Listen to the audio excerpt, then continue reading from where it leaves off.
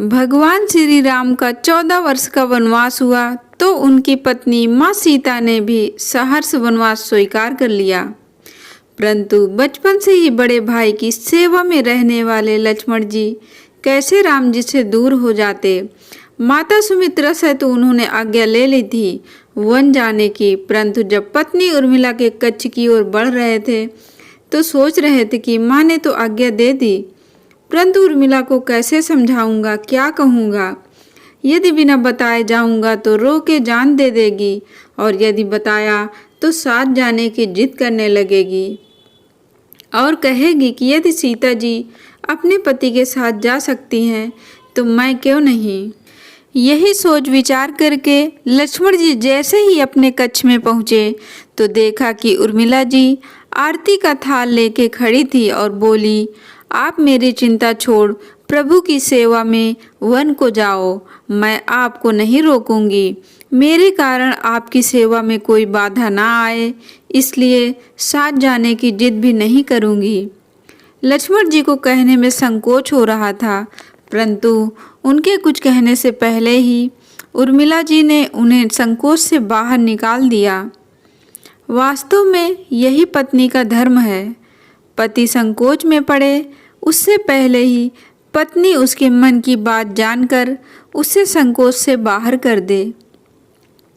पत्नी का इतना त्याग और प्रेम देखकर लक्ष्मण जी भी रो पड़े। उर्मिला जी ने एक दीपक जलाया और विनती की कि मेरी इस आस को कभी बुझने नहीं देना। लक्ष्मण जी तो चले गए, परंतु 14 वर्ष तक उर्मिला जी ने एक तपस्विनी की भांति कठोर तप किया। वन में भैया भाभी की सेवा में लक्ष्मण जी कभी सोए नहीं, परंतु उर्मिला ने भी अपने महलों के द्वार कभी बंद नहीं किए और सारी रात जाग जाग कर उस दीपक की लौ को बुझने नहीं दिया। मेघनाद से युद्ध करते हुए जब लक्ष्मण को शक्ति लग जाती है और हनुमान जी उनके लिए संजीवनी का पहाड़ लेके लौट रहे होते हैं तो बीच में अयोध्या में भरत जी उन्हें राक्षस समझकर बाण मारते हैं और हनुमान जी गिर जाते हैं। तब हनुमान जी सारा वृत्तांत सुनाते हैं कि सीता जी को रावण ले गया, लक्ष्मण जी मूर्छित हैं। यह सुनते ही कौशल्या जी कहती हैं कि राम को कहना कि लक्ष्मण के बिना अयोध्या में पैर भी मत रखना, राम वन में ही रहें। माता सुमित्रा कहती हैं कि राम से कहना कि कोई बात नहीं, अभी शत्रुघ्न है, मैं उसे भेज दूंगी। मेरे दोनों पुत्र राम सेवा के लिए ही तो जन्मे हैं। माताओं का प्रेम देखकर हनुमान जी की आंखों से अश्रुधारा बह रही थी, परंतु जब उन्होंने उर्मिला जी को देखा तो सोचने लगे कि यह क्यों एकदम शांत और प्रसन्न खड़ी है। क्या इन्हें अपने पति के प्राणों की कोई चिंता नहीं है। हनुमान जी पूछते हैं, देवी आपकी प्रसन्नता का कारण क्या है। आपके पति के प्राण संकट में हैं। सूर्य उदित होते ही सूर्य कुल का दीपक बुझ जाएगा। उर्मिला जी का उत्तर सुनकर तीनों लोकों का कोई भी प्राणी उनकी वंदना किए बिना नहीं रह पाएगा। वे बोली, मेरा दीपक संकट में नहीं है, वो बुझ ही नहीं सकता। रही सूर्योदय की बात, तो आप चाहें तो कुछ दिन अयोध्या में विश्राम कर लीजिए, क्योंकि आपके वहाँ पहुँचे बिना सूर्य उदित हो ही नहीं सकता। वे बोली, मेरा दीपक संकट में नहीं है, वो बुझ ही नहीं सकता। रही सूर्योदय की बात, तो आप चाहे तो कुछ दिन अयोध्या में विश्राम कर लीजिए, क्योंकि आपके वहाँ पहुँचे बिना सूर्य उदित हो ही नहीं सकता। आपने कहा कि प्रभु श्री राम मेरे पति को अपनी गोद में लेकर बैठे हैं।